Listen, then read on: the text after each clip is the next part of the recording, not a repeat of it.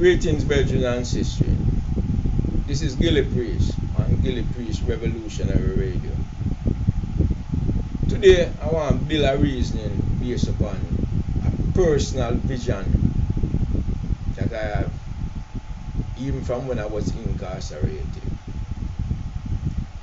And this personal vision while I was incarcerated, to a certain degree, was not intertwined with reality of what was on the outside world.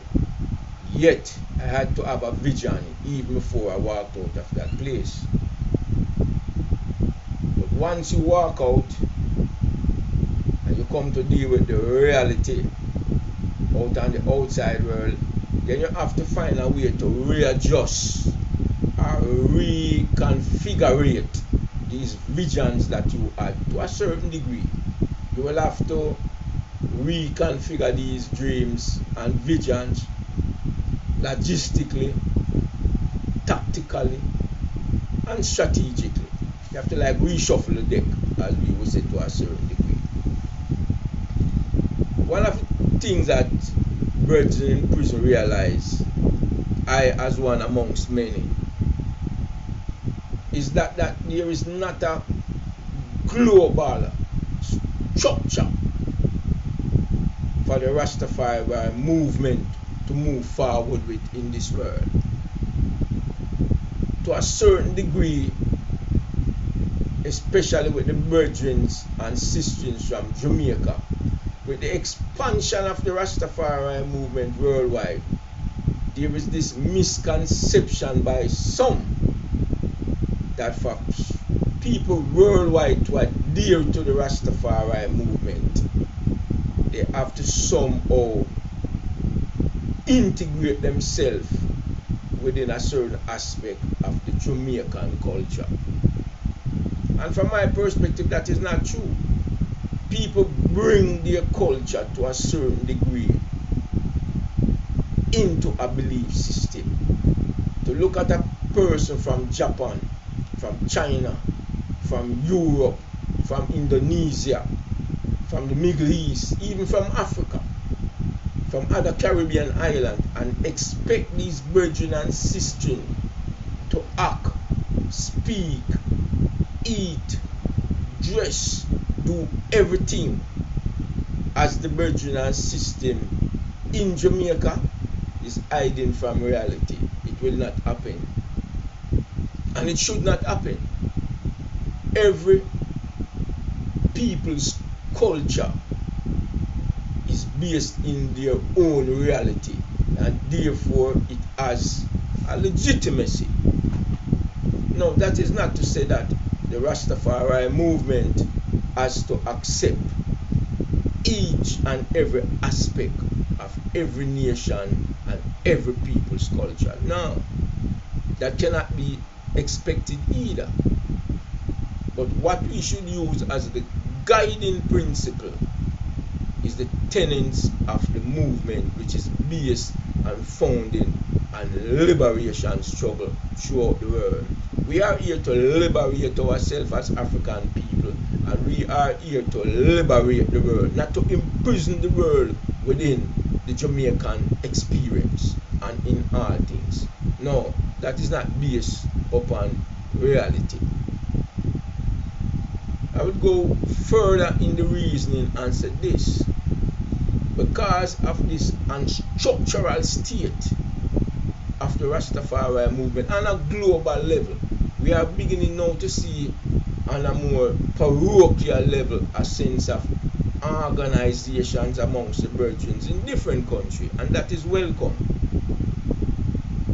But on a global level, things need to be more structured, and it needs to be structured in a way where we are able to, if there are 10, 15, 20 million Rastafari throughout the world, then it has to be structured in a way that when we call upon them for actions at a certain time, at a certain period, at a certain place, we must be able to get 25 or 20 million, whoever number the adherents is, into the street to act as one accord. It is today unacceptable for us to have throughout the world millions of Rastafari and there is yet no organ to call them to action. No, that is unacceptable.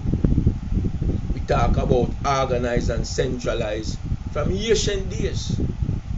Amongst the ancient elders within this dispensation, organized and centralized. But you know what you find happen throughout the world, including in Jamaica? You have these little fiefdoms, these little isolated communities that they may be able to protect their interests on that local level, but they have no voice on the global level. No voice where we can advocate and respond to things that we need to respond to. There are challenges taking place throughout the world, throughout Africa. Challenges that threatens our very existence, threatens the existence of Africa.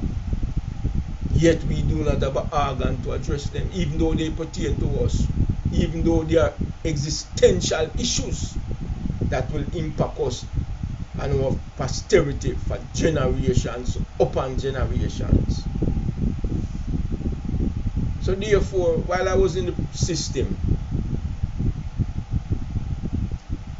I look at this issue from the context that I'm familiar with. Everything that we approach has to be contextualized, else you're going to go off into fantasies. And we don't want to traverse into fantasies. We want to base our ideas into the context of which we are familiar and best able to operate. So while I was with the virgins in the system, we were looking at Pinnacle. Pinnacle is a historical foundation of the Rastafari movement from the time of oil. Yeah, from the time of oil. And I've done some research on it. And the research that I've came across is that there's an owner of the land, and through previous negotiation, this owner is not particular about the history of the land to try to come to some negotiation to sell it to the Rastafari movement. My understanding from the research I did is that he's trying to get to the highest bidder, and that there were some school, I don't remember the name of the school, within St. Catherine that was going through some negotiation process to purchase the land in order so they can expand that school campus. On another occasion, the Jamaican government, I don't remember under which Prime Minister, had made an offer, a general offer through public communication, stating something to the effect that they were willing to help develop the land for the Rastafari movements in Jamaica. But nothing came of that offer. To my understanding, there were some individuals who were saying that them no in an organization thing, and them no in nothing with government, and them no in this, and them no in that. So be it from their perspective. So when we look at it and understand the historical significance of Pinnacle, while I was in the prison system and virgins were still in the prison system, we believe that it is still of significant importance that the Rastafari movement should get hold of that property. And therefore, part of my vision upon returning to Jamaica is to get hold of that property. That's first and foremost. Secondly, there needs to be a basic understanding of the tenets of the movement. And for us to have a basic understanding of the tenets of the movements throughout the world, I believe it is essential that certain aspects of the doctrine be centralized universally. And what I mean by that is, we already find ourselves in a position where you can have one perspective of the movement, whether historical perspective, our theological perspective, our exegesis perspective. But you can get a million different answers to it, when in reality it is of such a simplistic basis that you can have one. It's like asking a person, do human beings need oxygen to survive? I don't believe there's a million answers to that. Likewise, there are certain doctrinal bases within the movement that we can have a basic coherent answer. Now, how do we get to bring about that in a global world where the movement is now global? You have to centralize certain teachings of the theological perspective of the movement, and therefore part of my vision coming out here is to establish a seminary, a theological seminary for the movement, that give access to the brethren and sisters globally. That dream of establishing a seminary that have a global outreach is equally tied to us getting possession of Pinnacle. Those two visions or dreams are not separated, they are basically inseparable. These are large visions. These are not visions that can be accomplished overnight. But so these visions comes to fruition, we're talking about a global reach, where we will be able to influence issues that affect us and issues that affect people globally that is of interest to us. So when I return to Jamaica and I sit back and I say, okay, how do I initiate this vision? Even before asking that question on the outside, I had a little realization that from the inside that this is a vision that has to be first shared with the community. Shared with the community on a global level. One, we need to get possession of Pinnacle to re-establish that community that was the first Rastafari community that was established in this dispensation by the Rastafari messenger Leonard Percival Howell and his brethren and sisters. And two, a seminary, a theological seminary that encompasses primary, secondary, and tertiary education levels, from the primary level all the way up to the university levels. And we are envisioning this campus, which include tabernacles, schools, dormitories, agricultural base, communication base, that's necessary for a modern organization to have all the necessary tentacles to reach out to the global community. Part of being able to initiate that vision is setting up this medium that we are reasoning through right now, the Gillie Revolutionary Radio. In this modern world, things cannot no longer go by beating drums and sending up smoke signals, and from going from mouth to mouth, from one brethren to the brethren, and from sister to the brethren and brethren to the sister. No, we need modern technology to project our ideas and vision not only throughout the world, but to each other within the community. So the first step I took when I came out, matter of fact, even before I could initiate that step, badass Jaboni reached out to me and said, Priest, I know your vision, I know the way you think, I know your dedication, and I'm going to equip you out. So I get this first set of technology, communication technology, where I can establish this communication between myself and the global Rastafari community. So that's the first step in this global vision. It is not a vision that I alone engendered from in the prison. These are visions that came out of collective reasoning with the brethren in captive.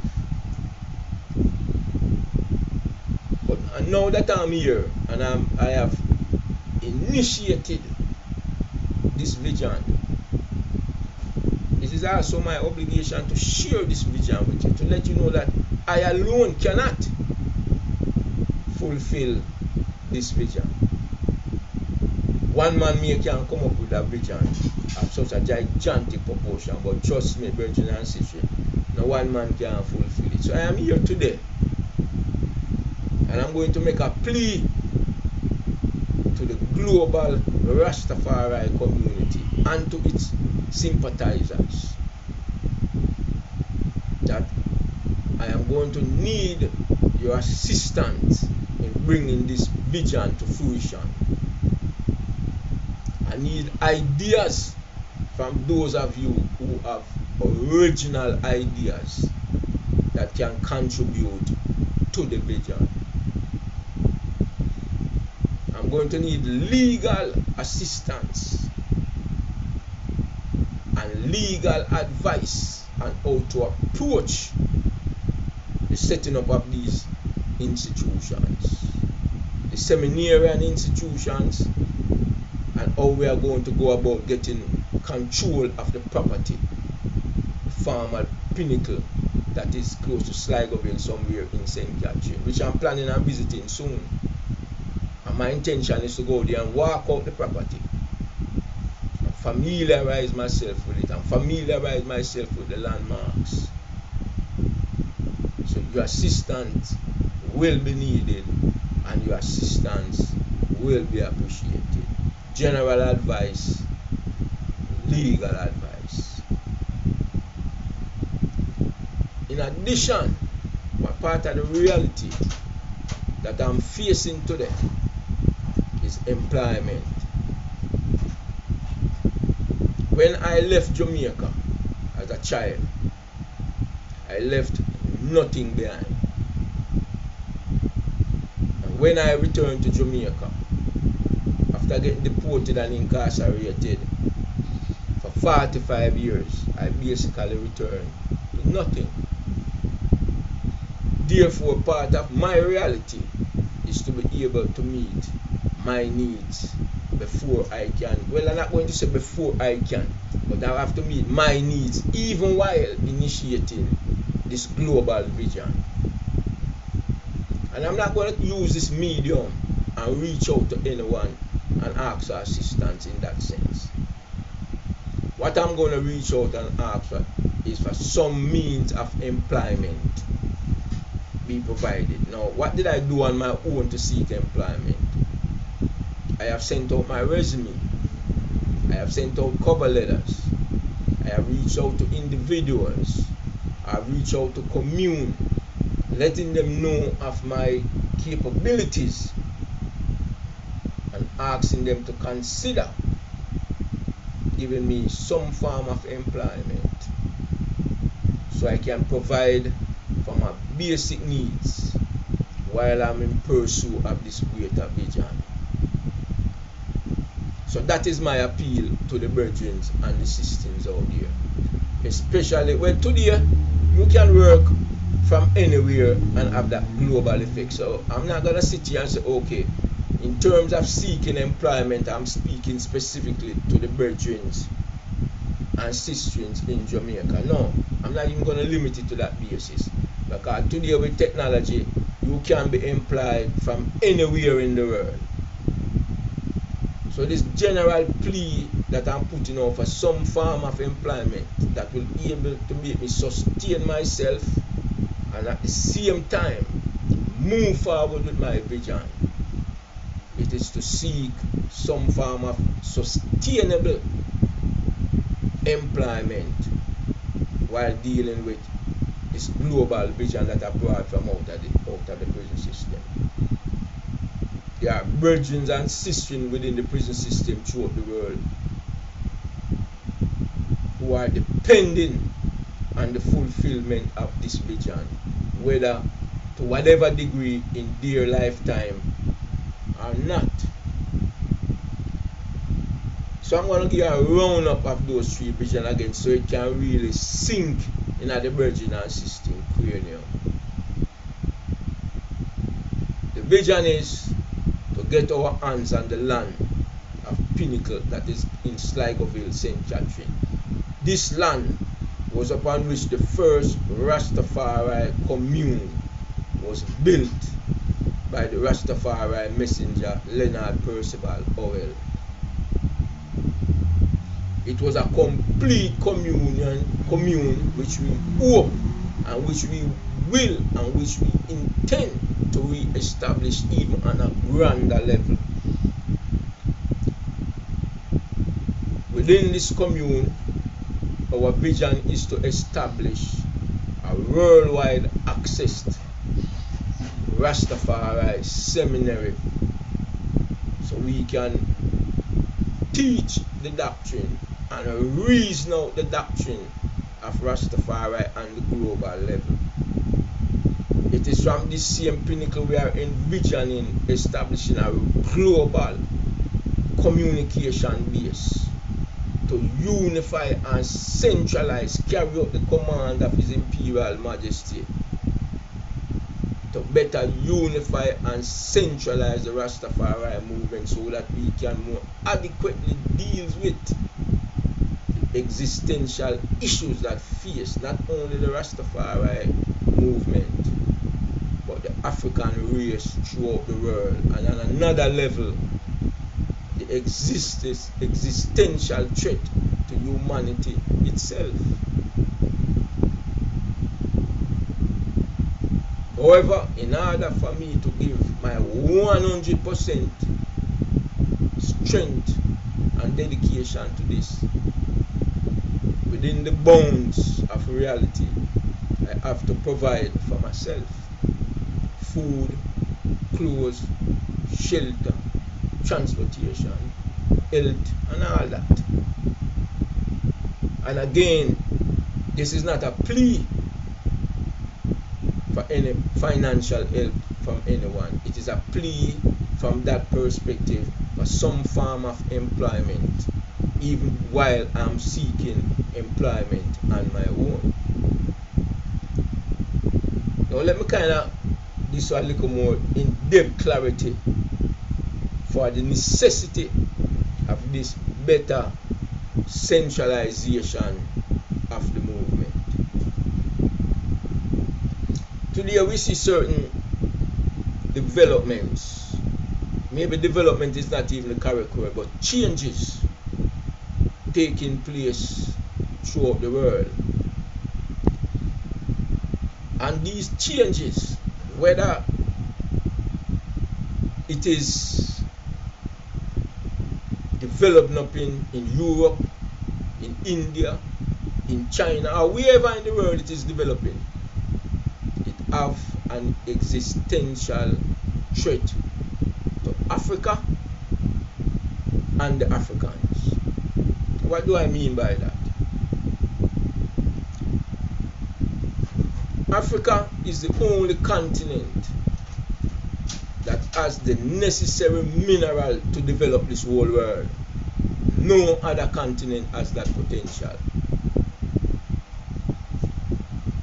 If you go back for the last 2,500 years, from when the Greeks went up into North Africa, the raw resources of Africa has been developing, feeding and sustaining the European race right up to this blessed day. Now let's fast forward now to the present time. India is developing, China is developing, all of Southeast Asia is developing. They all recognize where they have to get that resources from, and they can get it from nowhere else but from the African continent. There lies the existential threat to our very existence. Whether you like it or not, they are coming. No nation or race of these people upon the face of this earth have permanent friends. What they have is permanent interests. So knowing that our very existence and the very existence of our motherland is under threat, don't you see why it is essential that we organize and centralize more effectively on a global level? Do you believe that if you leave Babylon alone, Babylon going to leave you alone? Don't your very history show that? Not because you leave Babylon alone, Babylon going to leave you alone. How much begging, how much pleading are we going to do? And this is not a struggle that can be fought without our women and without our children. But I want to single out the virgins them for a few minutes in this reasoning.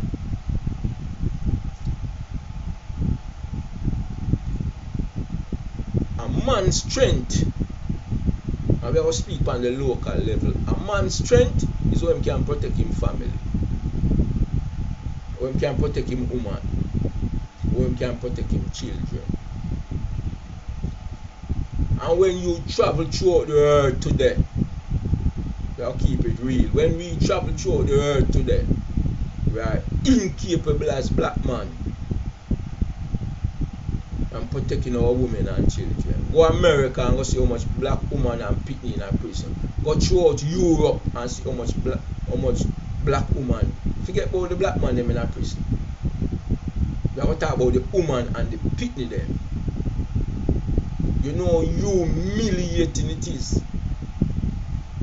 when a man or an institution from a different race can disrespect your woman and picnic and you have to hold it.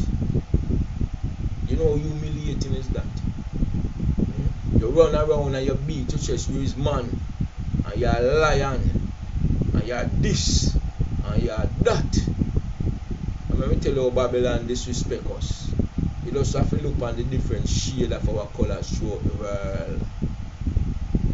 And you can see the exemplification of the mass rape where them carry out on our woman. You can't do nothing about it. No matter how you have a little pie in your waist and think you're ready. Babylon function on a different level. And unless you organize and centralize on a global level, upon the vision that will come out of the prison system, talk your talk. You're not ready for this thing. Talk your talk. So, there are examples around, massive example of our weakness. You go in some country where it's so-called black majority or African majority, the whole nation still have to cater to the wishes and dictates of Europe, even right so in Jamaica. The walk on the highway then will lead to the tourist resort area, and there are some first class highways. But going at the back street them with the more millions of travelers every day and a paper toll. The entire African nations throughout the world are nothing more than some big plantations being administered by the privileged few for the benefit of Europe, China, India, and other places. Sometimes I down here, man, I go walk the streets right just so in Kingston, Jamaica, man. And you want to see black people at us and busting in all type of establishment for minimum wage, man. For minimum wage. Me I watch a thing on one of them platform the other day, and a little black girl going to a place go try, I think a Trinidad, accused of stealing something, and the Chinese boy kick her in her body after the store, man. And I man sit back and I remember the days in a Kingston when I was a little, when the man them burn down the whole of downtown Kingston based on an allegation, because I don't know if it was so them say a China man kick a black woman from upstairs to downstairs, and the whole of Kingston burned down behind that. Yeah, it hurt me to my soul when I see that thing happen to the girl at Trinidad, man. Hurt me to my soul, man. And when you see them thing there, so you know say prison now go done and graveyard now go done. Because somehow we feel it. Somehow we feel it for our woman, feel it for our picnic. So I say. So our weakness is demonstrated every day, and the weakness, we have people have more than 2 billion people upon the face of the earth, and we still can't protect ourselves, man. Yeah? What is that? That is the example. If we ever need an example for sure that numbers alone means nothing. Numbers alone means nothing. Because if you want to deal with the reality as it is, the European race as a race is a minority race throughout the world. And yet, when you visit these people countries, they refer to the people as the majority and the face of the earth as minorities. And we buy into that concept of calling ourselves minorities. Yeah? And still, today, we are still talking about organizing and centralizing.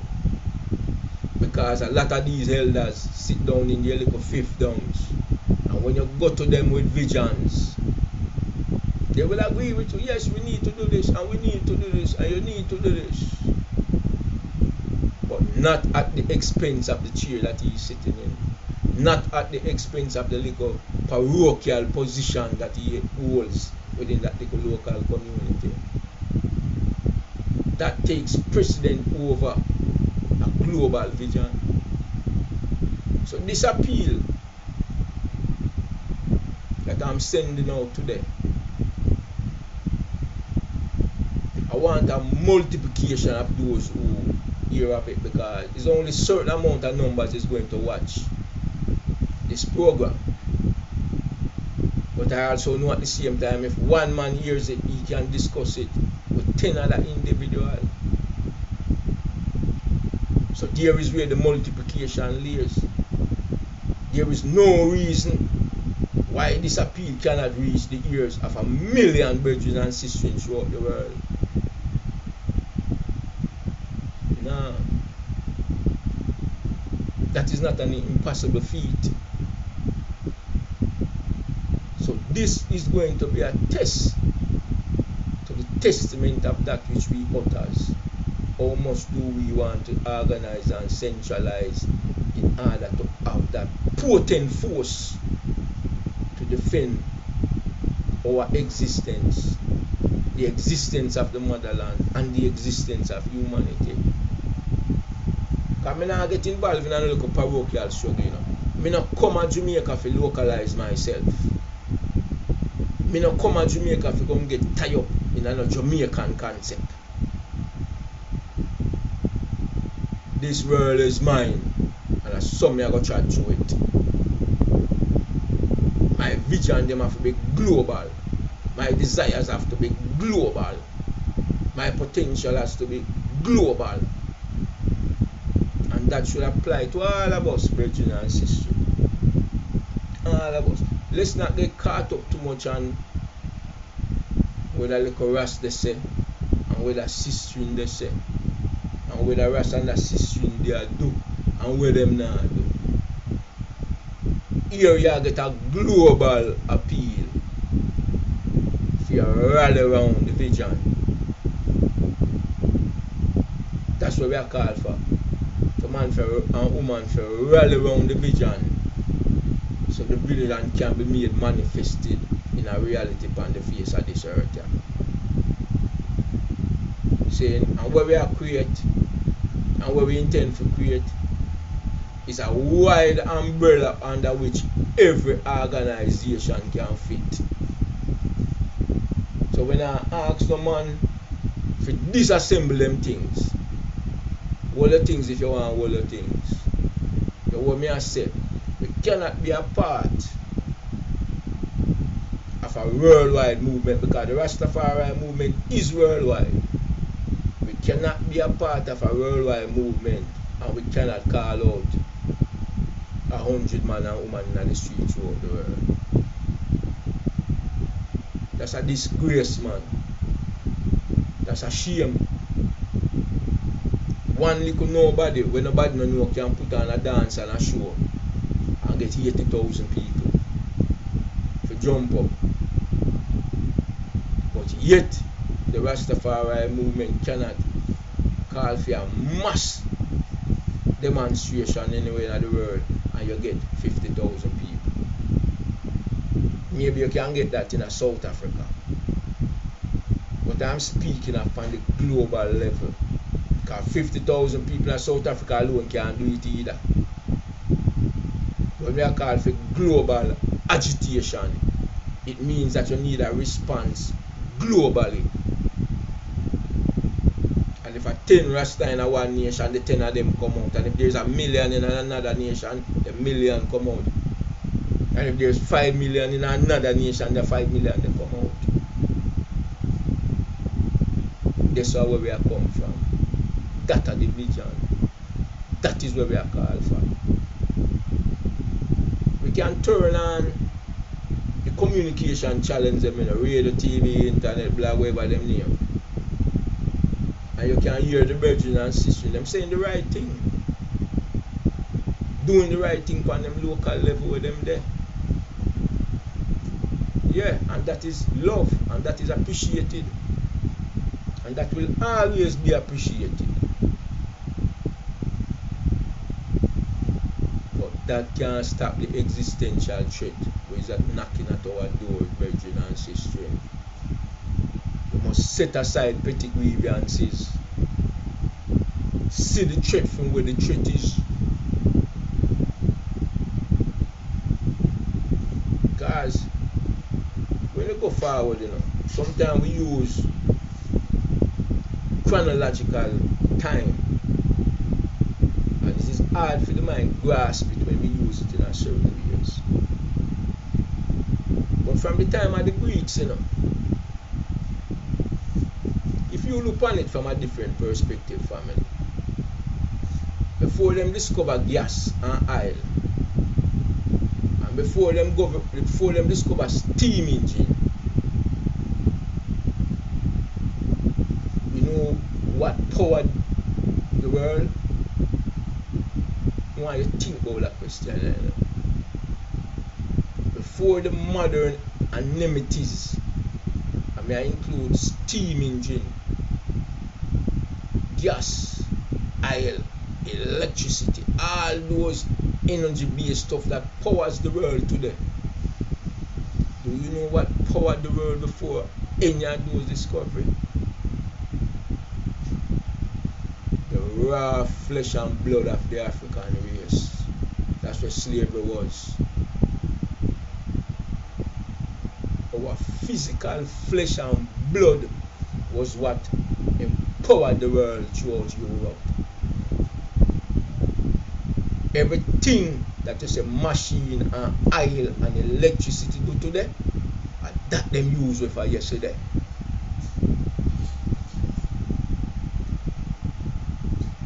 Think on that, man. When you walk throughout Europe,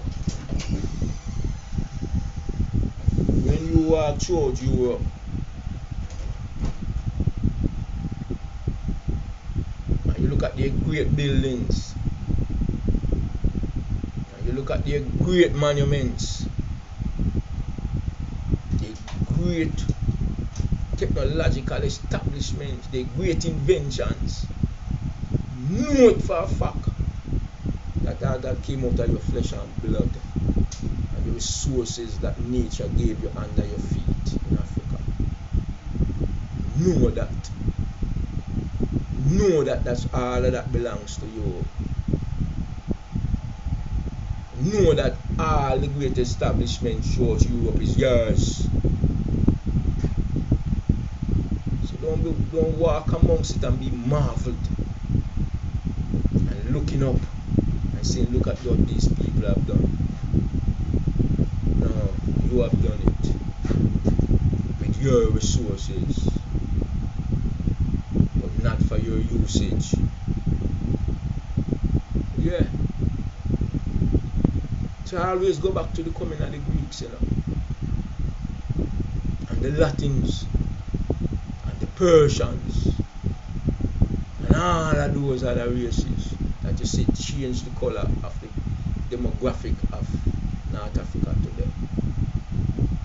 When you traverse North Africa, all those countries, Morocco, Algeria, Mauritania, Egypt, and you look at the color of the people. The very color of the people is a testament to your failure. Your failure, our failure, on each and every levels. So this is not a joke thing. This is not a joke thing. And if you believe that Europe and China and India and the rest of the world is going to get up one day and say, you know what, let Africa be for the Africans at the expense of their decline, you will never get that. You're wasting your time. They are going to come just as they came, and they are going to keep coming, and unless you can defend it, then they're going to spend another 400 and more years just crying. Look what them doing. Look how them wicked. Look how Babylon wicked. No, Babylon not wicked. You're wicked. You're wicked because you fail to stand up as a man. You're wicked because you fail to defend your woman and people. You're wicked because you will stoop at any level just to breathe breath. Yeah, real man talk, man. Real man talk. I might tell you something, virgins. You see, sometimes when you sit down, like you reason with your woman, like when I watch TV and your woman sit down side of you, and the two are not quiet. Sometimes, if you look through the corner of the eye, you will notice your woman a glance by you, Yeah, man. Just as you will sit down with your woman and sometimes you will glance on her. And she may turn and say, where you look on? She glance on you too. It's when you sit down at a quiet meditative moment and you see your woman glance at you. You know what she think? She usually think one of two things, She does glance on you out of the corner and she say, you know what, Jack? He's a good man, this, Yeah, man, he's a good man. When we meet him, he never have nothing maybe. But now we're there 10 years, and I see him strive. I see him work. I see him progress. I see him make changes. I see him develop his mentality. I see him try to educate me. I see him try to develop him. Yeah, man, he's a good man, man. Me try to make him live long, man. So you say, if I know that come out of that glance there, you know what a glance I tell you? That man just look on your side and say, yeah, no, man. What a man workless. Oh, me get tied up with something like this. can't wait for him back town for run well left him. A workless boy this. In Jamaica we used to have a term where them call certain man piece of man, you know. We a mother we say to a daughter, or a father we say to a daughter, what kind of piece of man that you're doing? But that's part of the glance we have a man give. Because she's thinking. She know you can't defend her. She know you can't defend the people them against the system. She know upon that level that you is worthless. And part of a psychology teacher said, I'll show you something with psychology. It spells out the mind of man better than the words of man, you know, certain actions. You see, most of we, when we hit the street,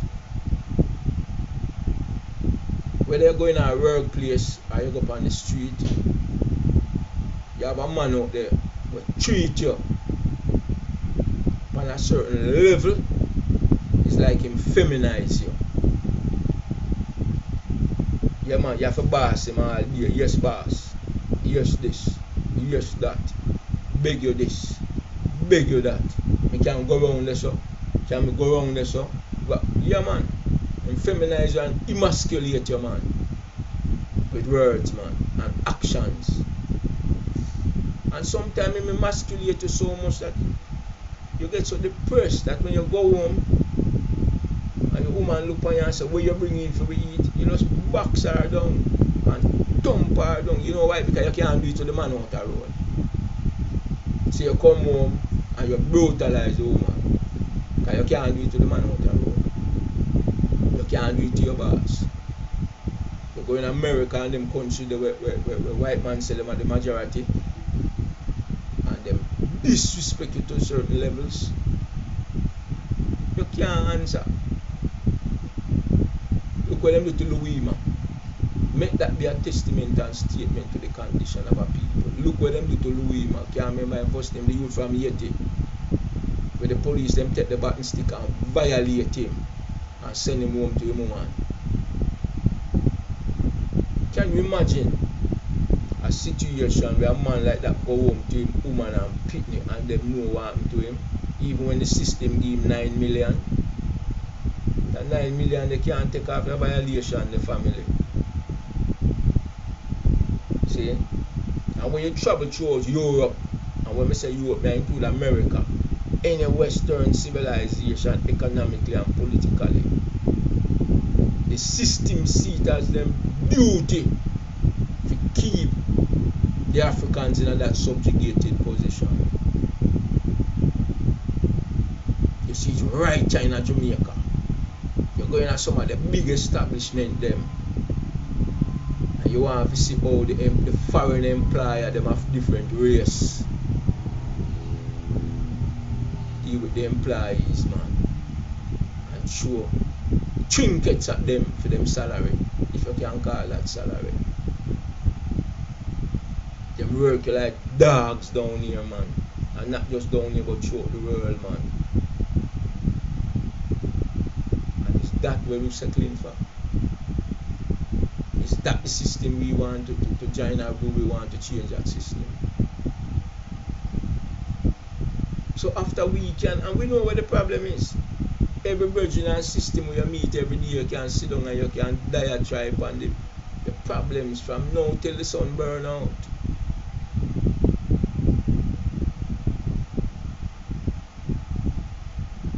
But people shield their vision from what needs to be done. Hide from what needs to be. Every man try to escape within his own local reality.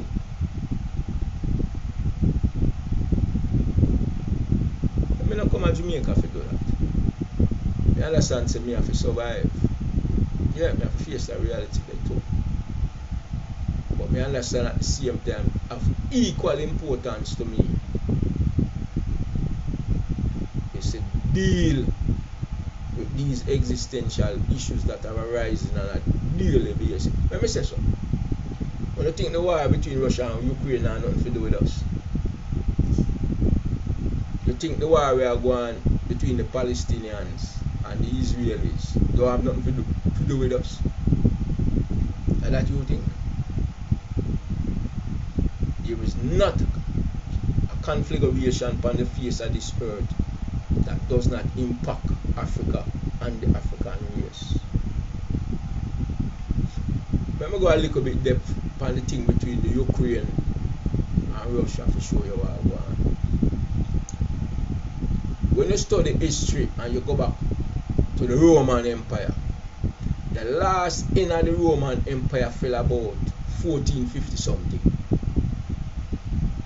Because you have to remember before that, the church was what ruled the world. Yeah, the church ruled the world.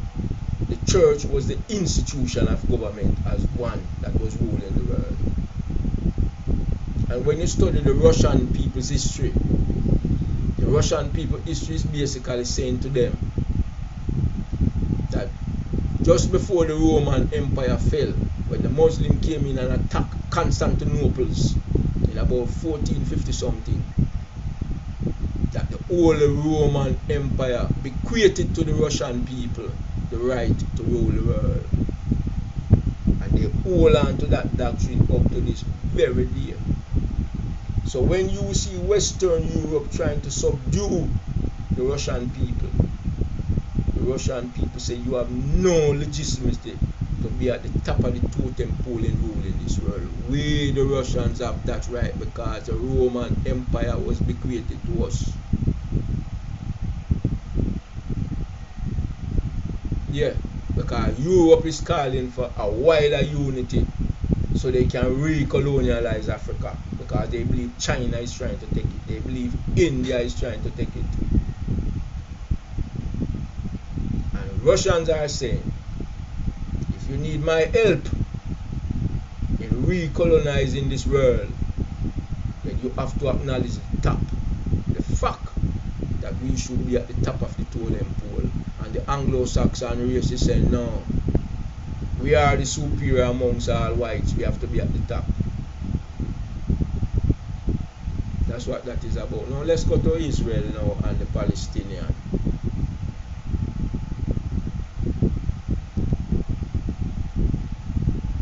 The people in Israel who basically come out of southeastern Europe, I am not going to question their religious faith. Every man has the right to adhere to whatever religious faith he chooses to adhere himself to. So I'm not going to question whether or not they are of the Israelite faith. I'm not going to question that. If they say they are, they are. But what I would like to address within that circumstances over there is that they themselves acknowledge that ancient Israel were of the African race. They will tell you that today. There was a time before DNA came into the play where they had a different understanding of their history. But sometime in the mid-1990s, 1994, somewhere around there, when DNA started to come to the fore of science, they published a major article in the New York Times acknowledging the fact that the ancient Israelites were Africans. I will tell you something else. When you speak to a lot of Rastafari brethren and sisters today, it is at the forefront of their knowledge about the people that they refer to as the Falashis in Ethiopia as part of Israel. Yes, of course. But Israel, ancient Israel, not only extend down the entire eastern coast of Africa, right into South Africa, but it also extend down the entire coast of West Africa. And for those who didn't know it, you're going to know it today. All of us in the Western world that was brought into captive was a part of ancient Israel. Yeah. Today, geneticists, historians, theologians, why you think Putin going at the archive of the church and bring out all them black things there? Yeah. have a reason why I bring it out, but beside the reason why I bring it out, it shows you what's been hidden. That is why we know it and our elders teach us and make we always shout Israel. But we are shout Israel as a Haitian people, not as Israel today, but as a Haitian people. So I don't want to get distracted and reason. The thing what I try to show is how all these configurations throughout the world have something to do with our very existence. And unless we organize and centralize on a global level, then we are going to keep struggling. We will never live. Because living and struggling is two different things, brethren and sisters. Two different things. So if we round up this reasoning, I'm going to reiterate the purpose of this reasoning. I need some assistance, some legal assistance and some advice on how to go about getting our hands on Pinnacle in Sligoville, St. Catherine. How to incorporate that property and a Rastafari seminary that will have a global communication outreach. And in order that I don't get too distracted by immediate needs, is for me to be able to obtain some form of employment. No matter where it's coming from throughout the world, where I will be able to sustain myself while giving my full dedication in setting up the vision that was germinated from behind the prison wall by many brethren and sisters. And a man, me say, hold on, man, that vision there, can a vision like that come out of prison? But man, say, can any good thing come out of Trenchtown? Scripture say, can any good thing come out of Nazareth? No, right? I just say it come from me now. Let me tell you something. The virgins them in the prison system legalized Rastafari through the entire United States of America. Go read the case. Go read the case.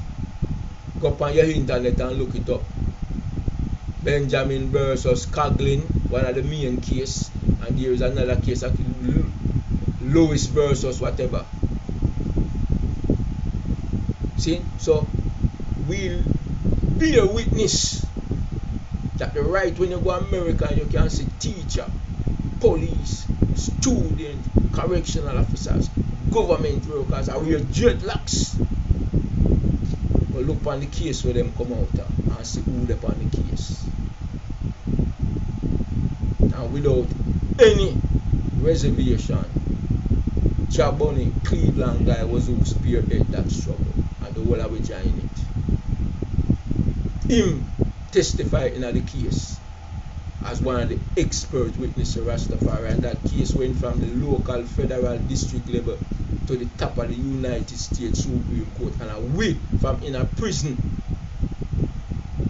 legalize and get Rastafari acknowledged throughout the United States of America. So now come question this vision and we have come out of the place there. No bother with that. No bother with that. See? So one thing with we in a Babylon, we never just in the place and waste time, you know. No, we never in the place and waste time. We go in there and start a whole heap of organization.